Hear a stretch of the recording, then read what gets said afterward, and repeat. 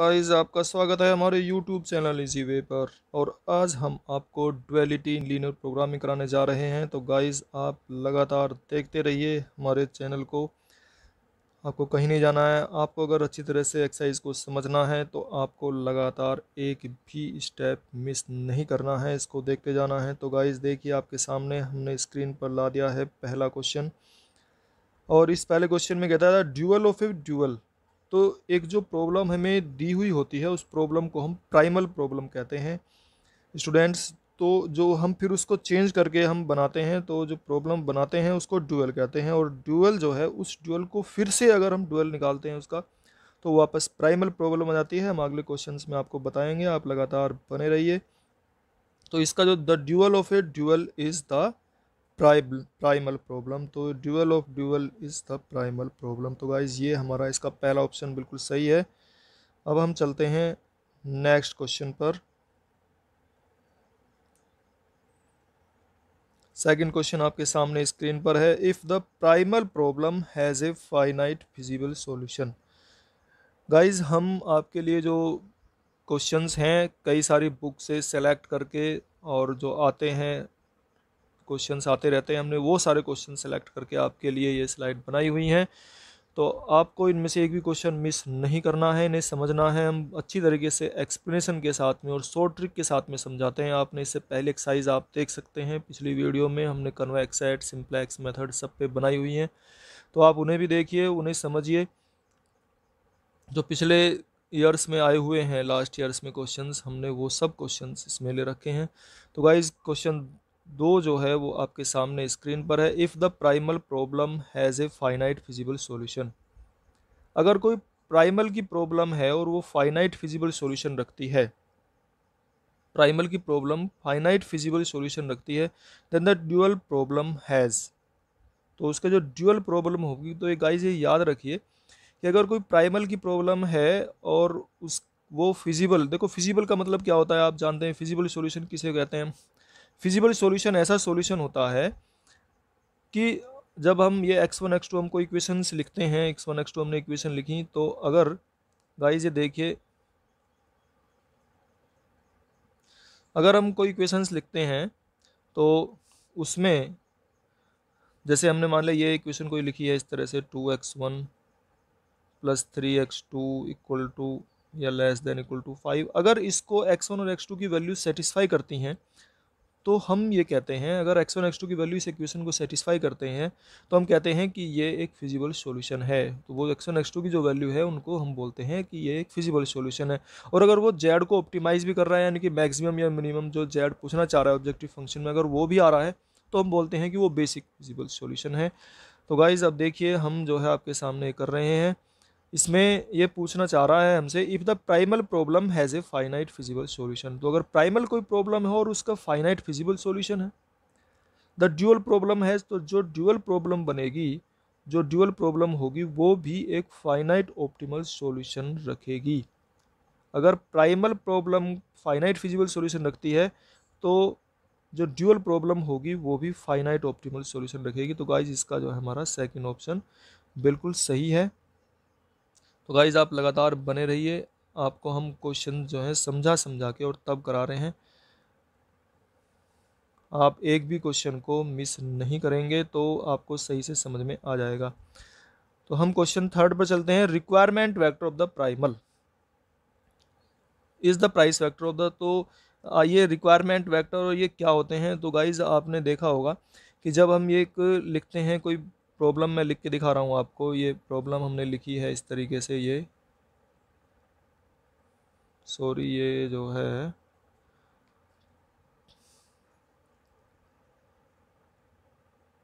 तो अगर हम कोई प्राइमल प्रॉब्लम, ये इस तरह से एक प्रॉब्लम मैं लिख रहा हूँ आपके सामने स्क्रीन पर, अगर हम कोई प्रॉब्लम इस तरीके से लिखते हैं, मैक्सिमम जेड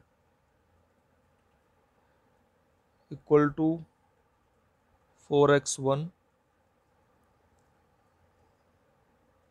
4x1 है ये, और प्लस 3x2, कुछ इस तरह से हमने अगर कोई प्रॉब्लम लिखते हैं, इस प्रॉब्लम में जो ये हमारे 4 और 3 हैं, अगर इसको हम मैट्रिक्स 4 में लिखेंगे तो इस तरीके से लिखेंगे 4 और 3। ठीक है गाइज। और अगर हम इसके साथ इक्वेशन, तो ये जो 4 और 3 हैं इनको हम बोलते हैं, ये हमारा प्राइस वेक्टर कहलाता है 4 और 3। और अगर हम ये इक्वेशंस लिखते हैं, मान लीजिए इक्वेशन हमने इस तरह से लिखी है 2x1 + 3x2 < 6। एक इक्वेशन हमने ये लिखी है, दूसरी इक्वेशन हमने ये लिखी है 5x1 और +4x2 < 7, कुछ इस तरह से।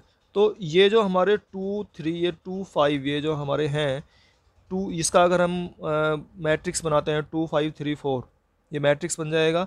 और इधर 6 7, तो जो 6 7 है ये तो हमारा होता है रिक्वायरमेंट वेक्टर। देखिए गाइज, ये जो है हमारा ये होता है रिक्वायरमेंट वेक्टर, ठीक है गाइज। ये अब देखिए मैं बता रहा हूँ, ये जो है ना 6 7 ये हमारा रिक्वायरमेंट वेक्टर है, और जो 4 3 है ये हमारा प्राइस वेक्टर है। जब ये तो प्राइमल प्रॉब्लम है, लेकिन अगर हम ड्यूअल प्रॉब्लम बनाते हैं तो ड्यूअल प्रॉब्लम में ये 6 7 यहाँ इंटरचेंज हो जाते हैं, ठीक है गाइज, और ये 4 3 जो है यहाँ इंटरचेंज होते हैं। इस प्रकार से ड्यूअल बनाते हैं तब हम, तो जो हमारा ये प्राइस वेक्टर है वो रिक्वायरमेंट बन जाता है, और रिक्वायरमेंट वेक्टर प्राइस वेक्टर बन जाता है। तो इस प्रकार से इसमें हमारा, तो requirement vector of the primal is the price vector of the dual. तो इसका हमारा जो है सेकंड ऑप्शन सही है। तो गाइज ये एग्जांपल भी आपको ध्यान रखना है आगे क्वेश्चंस करते हुए। हम अब आगे चलते हैं। आपके सामने स्क्रीन पर हम ला रहे हैं क्वेश्चन नंबर 4। क्वेश्चन नंबर 4 में इन स्टैंडर्ड प्राइमल प्रॉब्लम, जो स्टैंडर्ड प्राइमल प्रॉब्लम होती है, तो देखिए गाइज अभी हमने क्वेश्चंस लिखा था ये स्टैंडर्ड प्राइमल प्रॉब्लम के लिए। अभी हम, तो अगर हम बनाते हैं एक प्राइमल प्रॉब्लम, हमने बनाई इस तरीके से कि स्टैंडर्ड की बात कर रहा है, ठीक है ना, ये स्टैंडर्ड की बात कर रहा है। तो स्टैंडर्ड में जैसे हमने लिखा है कि मिनिमम जेड, गाइस लिखा मिनिमम जेड = 4x1 और +5x2। ये देख लेना क्या लिखा है ध्यान से, मिनिमम जेड। और अगर हम ये इक्वेशन लिख रहे हैं अब 2x1 + 3x2, तो मिनिमम जेड में ये जो है ये > होना चाहिए। इस तरह से हम इनको लिखेंगे। तो अगर स्टैंडर्ड प्राइमल प्रॉब्लम है, if all the constant have the sign greater, और इस तरह से हमने बना दी है कोई प्रॉब्लम, ये प्रॉब्लम है इस तरीके से। तो इस प्रॉब्लम में स्टैंडर्ड प्राइमल की जो प्रॉब्लम होती है, if all the constants have the > sign, अगर ये वाले जो साइन है गाइज आप देख रहे हैं, ये जो हमारे साइन है > वाले जो साइन है हमारे, ये वाले जो साइन है ये, इनको ध्यान से देखना है। ये स्टैंडर्ड प्राइमल प्रॉब्लम में अगर ये > के साइन है, तो इसका मतलब ये हमारी प्रॉब्लम किस प्रकार की है, मिनिमाइजेशन की प्रॉब्लम है। अगर > के साइन लगे हुए हैं तो प्रॉब्लम कैसी है, मिनिमाइजेशन की है। तो हमारा इसका फर्स्ट ऑप्शन करेक्ट है। तो चलिए गाइज, हम जो है क्वेश्चन को, अगर आपको तरीका समझ में आ रहा है तो आप इसे लाइक कीजिए, अभी कमेंट कीजिए, आपकी जो प्रॉब्लम्स होंगी हम उनको सोल्व भी करेंगे, और आपके लिए हम नए नए और भी वीडियोस बनाएंगे, हम मोटिवेट होंगे इस प्रकार से अगर आप इनको करते हैं तो गाइज़ आप लगातार हमारे चैनल को सब्सक्राइब करिए, शेयर भी कीजिए, और बच्चों को भी, जो और स्टूडेंट्स हैं बीएससी के, उनके भी अच्छे नंबर आएँ। और ये क्वेश्चन जो हम पढ़ा रहे हैं आप भूलेंगे नहीं कभी, हम इस तरीके से इन्हें क्वेश्चंस को आपको सोल्व करके दिखाते हैं कि आप इन्हें कभी भी भूलेंगे नहीं। अब क्वेश्चन नंबर 5 पर हम पहुँचते हैं गाइज़। तो इसमें the optimal values of objective functions, जो ऑब्जेक्टिव फंक्शन है हमारा of primal and dual problems if exist. तो जो ऑब्जेक्टिव फंक्शन हम ये बनाते हैं गाइज, अगर हमने मान लिया ये लिखा है कुछ इस प्रकार से, मैक्सिमम जेड =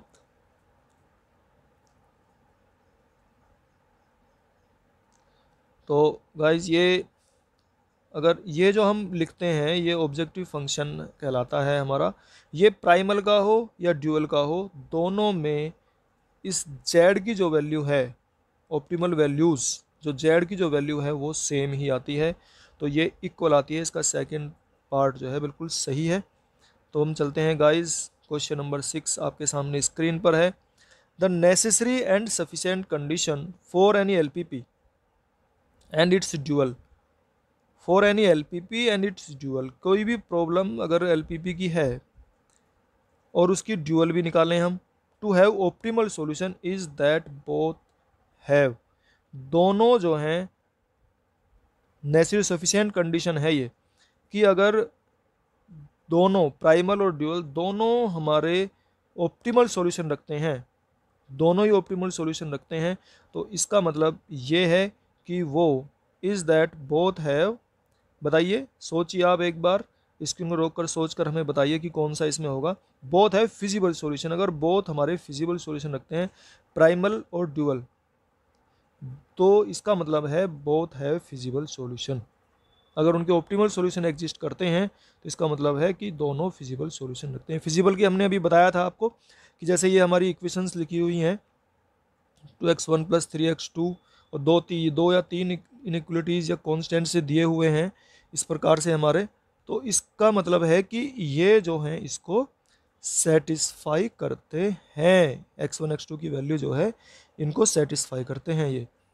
ठीक है गाइज, तो आप लगातार बने रहिए, हम आपको और भी क्वेश्चंस करा रहे हैं अभी।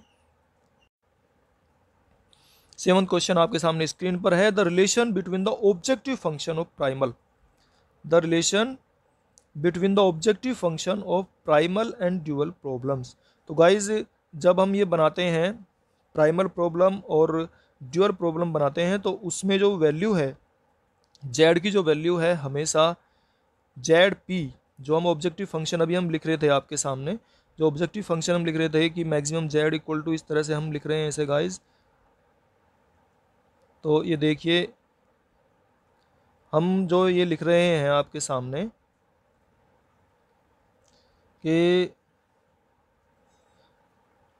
अभी हमने ये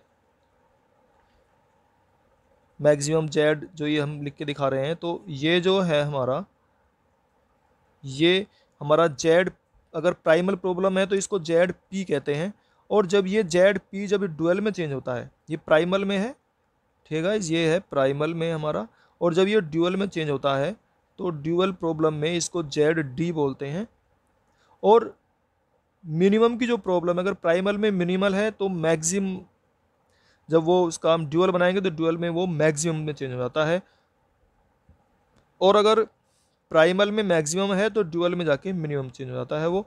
तो इस प्रकार से हमारा जो है ये इसमें minimum Z P, maximum Z P equal to minimum Z D के होता है, तो इसमें हमारा जो है फर्स्ट ऑप्शन बिल्कुल करेक्ट है। तो चलिए गाइज अब हम चलते हैं आपके सामने, क्वेश्चन 8 आ रहा है स्क्रीन पर, if dual has an unbounded solution, अगर हमने कोई प्राइमल प्रॉब्लम का सॉल्यूशन निकाला, वो ड्यूअल निकल के आया हमारा, और ड्यूअल जो है इस तरीके का है गाइज कि वो अनबाउंडेड सॉल्यूशन दे रहा है, इसको ध्यान से देखो, ये अनबाउंडेड सॉल्यूशन दे रहा है, ड्यूअल जो है हमारा अनबाउंडेड सॉल्यूशन आ रहा है। तो अगर ड्यूअल अनबाउंडेड सॉल्यूशन आता है तो इसका मतलब प्राइमल हैज़, तो प्राइमल जो सॉल्यूशन रखेगा हमारा वो नो फिजिबल सॉल्यूशन होगा, उसको सेटिस्फाइड नहीं करता होगा, तो नो फिजिबल सॉल्यूशन हमारा इसमें होगा गाइज। तो इस प्रकार से हमारा जो है 8th का सेकंड पार्ट है, नो फिजिबल सॉल्यूशन होने पर ही अनबाउंडेड देता है, अगर फिजिबल है तो वो फिजिबल देगा, लेकिन अगर नो फिजिबल है तो वो अनबाउंडेड सॉल्यूशन देता है गाइज, ये आपको याद रखना है। अब हम आपके सामने आता है क्वेश्चन नंबर 9 जो स्क्रीन पर है आपके सामने, the value of dual variable, जो ड्यूअल में जो हम वेरिएबल बनाते हैं, ड्यूअल में वेरिएबल ये जैसे W1 W2 इस तरह से बन के आते हैं, हमारे टेबल हम बनाते हैं तो उसमें हमारे ड्यूअल में बन के आते हैं गाइज, और वेरिएबल हमारे चेंज हो जाते हैं।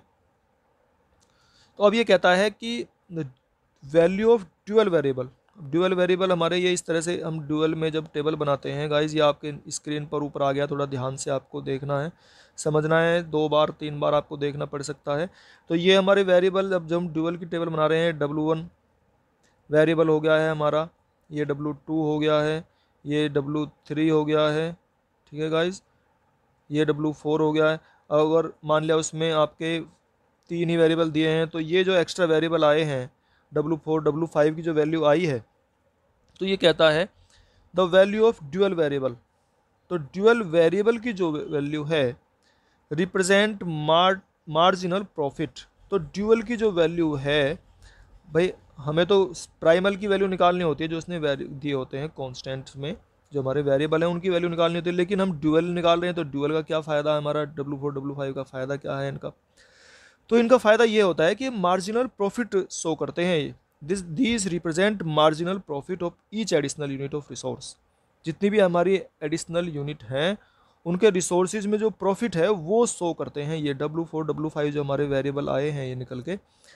तो या W1 W2 W3 हैं जो अगर हम प्राइमल के हिसाब से देखें तो ये हमारे W ये तो डुअल की वैल्यू निकलती है यहाँ से, तो प्राइमल की वैल्यू निकलती है W4 W5 से। और गाइस जो इसमें हमारे ये दिए हुए हैं W1 W2 W3, ये W1 W2 और W3 जो दिए हुए हैं हमारे, ये हमारे निकलते हैं हमारी ड्यूअल की वैल्यू। ये ड्यूअल की वैल्यू है, ये वाली ड्यूअल की वैल्यू है W1 W2 W3, और W4 W5 जो है ये प्राइमल की वैल्यू है। तो अब गाइज ये जो हमारे निकल के आते हैं ड्यूअल वेरिएबल निकल के आ रहे हैं, दीज रिप्रेजेंट मार्जिनल प्रॉफिट। इनकी हमें जरूरत नहीं है तो फिर ये किस लिए हैं, तो ये इसलिए होते हैं कि these represent marginal profit, these represent marginal profit of each additional unit of resource. Marginal profit को रिप्रेजेंट करते हैं ये जो वेरिएबल हमारे निकल गए हैं। देखो W4 W5 तो प्राइमल वाले ही हैं, जैसे x1 x2 अगर वेरिएबल दिए हुए हैं, दो इक्वेशन है, तो ये तो x1 x2 की वैल्यू आती है माइनस करके, x1 equal to minus W4, ये ऐसे निकलती है, x1 इक्वल टू माइनस Δ4 निकल जाती है ये, और ये इस तरह से निकल जाती है इनकी वैल्यू। लेकिन जो W1 W2 W3 की जो वैल्यू है, these represent marginal profit of each additional unit of resources. अब आपके सामने स्क्रीन पर स्टूडेंट्स आ रहा है question number 10। If any variable of the primal, अगर प्राइमल का कोई भी जो वेरिएबल है इज अनरेस्ट्रिक्टेड इन साइन, देखो अनरेस्ट्रिक्टेड का आपको मालूम होगा अनरेस्ट्रिक्टेड किसे कहते हैं। तो अनरेस्ट्रिक्टेड को अगर मान लिया, ये इक्वेशंस मैं आपके सामने लिख के दिखा रहा हूँ जैसे आप समझना गाइज, ये जैसे मान लिया इक्वेशन मैंने लिखी है इस प्रकार से,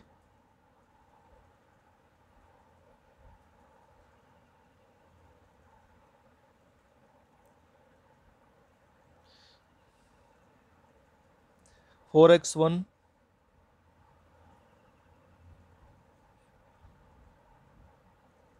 और plus 3x2, 4x1 plus 3x2 less than equal to 8, ये एक इक्वेशन आई है गाइज। 4x1, ये x1 है आपके सामने स्क्रीन पर, 4x1 plus 3x2 less than equal to 8। या देखिए हम दोबारा से इसे लिखेंगे, अभी ये सही से नहीं लिखा जा रहा था, हम दोबारा से लिखते हैं। तो अगर कोई इस तरह की प्रॉब्लम है, 4x1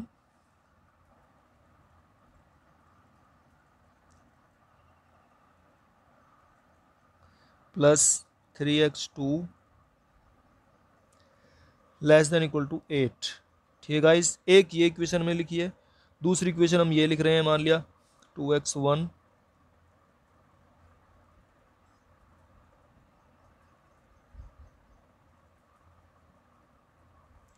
और plus 3x2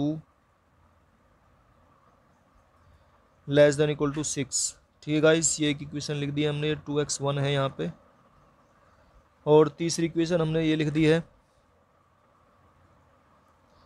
5x1 plus x3 और लेस देन इक्वल टू 3। अब इसमें अगर कोई सा एक वेरिएबल जो है हमारा वो अनरेस्ट्रिक्टेड है, ठीक है ना, अगर हम ये कह देते हैं कि x3 जो है हमारा अनरेस्ट्रिक्टेड है, x3 इज अनरेस्ट्रिक्टेड, जो x3 है वो अनरेस्ट्रिक्टेड है ये,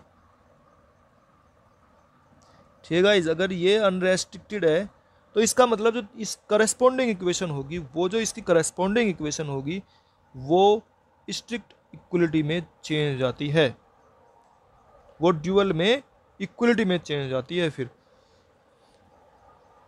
तो इसका मतलब इसकी हमारी जो है सेकंड ऑप्शन करेक्ट है, ये स्ट्रिक्ट इक्वलिटी में चेंज हो जाती है गाइज। तो हम चलते हैं क्वेश्चन नंबर, तो उसकी जो करस्पॉन्डिंग है वो करस्पॉन्डिंग यानी कि अगर तीसरे नंबर का वेरिएबल तीसरे नंबर की इक्वेशन हमारी चेंज हो जाती है। क्वेश्चन नंबर 11 आपके सामने स्क्रीन पर है guys. The principle of complementary slackness states that complementary slackness, जो कॉम्प्लीमेंट्री स्लैकनेस है वो क्या बताता है कि हमारा जो है प्राइमल स्लैक्स एक्स ड्यूअल मेन जीरो, कि अगर हम और प्राइमल मेन एक्स ड्यूअल सरप्लस 0। तो हम जो प्राइमल की प्रॉब्लम में लेते हैं, हम प्राइमल की प्रॉब्लम में तो artificial variable select variable add करते हैं, ठीक है गाइज।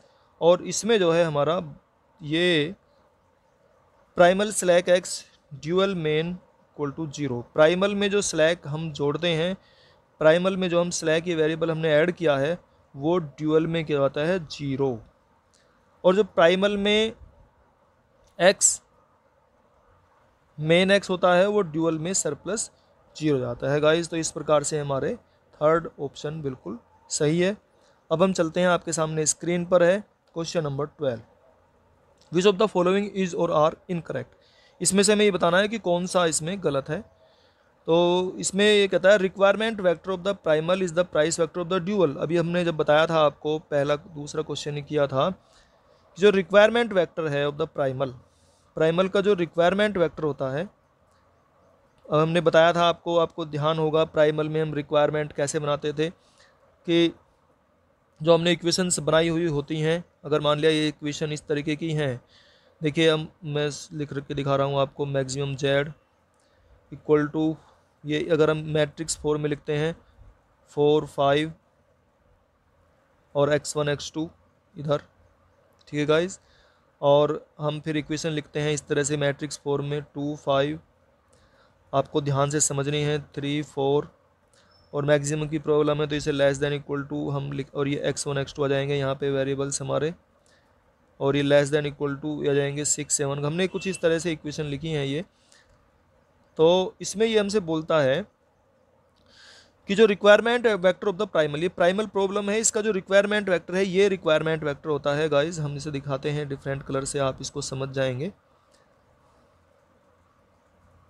तो ये जो है हमारा ये हमारा रिक्वायरमेंट वेक्टर होता है। तो रिक्वायरमेंट वेक्टर यहाँ चला जाता है और जो प्राइस वेक्टर है ये इसके स्थान पर जाता है, they will replace each other.